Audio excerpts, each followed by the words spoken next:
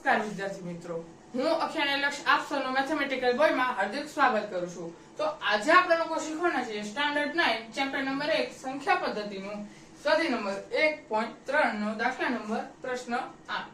તો આપણને પ્રશ્ન 8 ની અંદર આપ્યું છે કે સમય સંખ્યાઓ 5/7 અને 9/11 ની વચ્ચે આવેલી ત્રણ ભિન્ન સમય સંખ્યાઓ શોધો। તો હવે આપણે સૌપ્રથમ 5/7 અને 9/11 ને ભાગાકાર કરીને જોઈએ અને ત્યારબાદ આપણે સંખ્યાઓ લખવામાં ઈઝી પડશે। તો સૌપ્રથમ આપણે લોકો ભાગાકાર કરીએ 5/7 નો। તો અહીં અંદર 5 લખીશું, અહીં અંદર 7 લખીશું।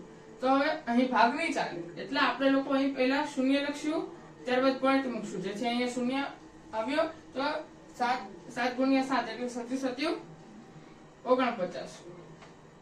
અહીં એક શેષ બચી।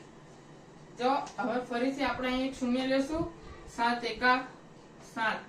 હવે અહીં 3 શેષ બચી। તો હવે આ 3 શેષને આપણે એમ જ રહેવા દેશું। તો હવે આપણે આ બાજુ બીજું કરીએ 9/11। તો અહીં શૂન્ય મૂકી પોઈન્ટ મૂકીશું, અહીં શૂન્ય આવ્યો, 11 8 88। અહીં 2 બચ્યા, ફરીથી એક શૂન્ય, 11 એકા 11।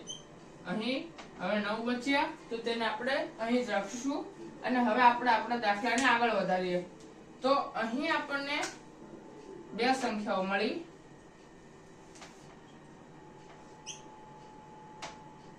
0.71 અને 0.81।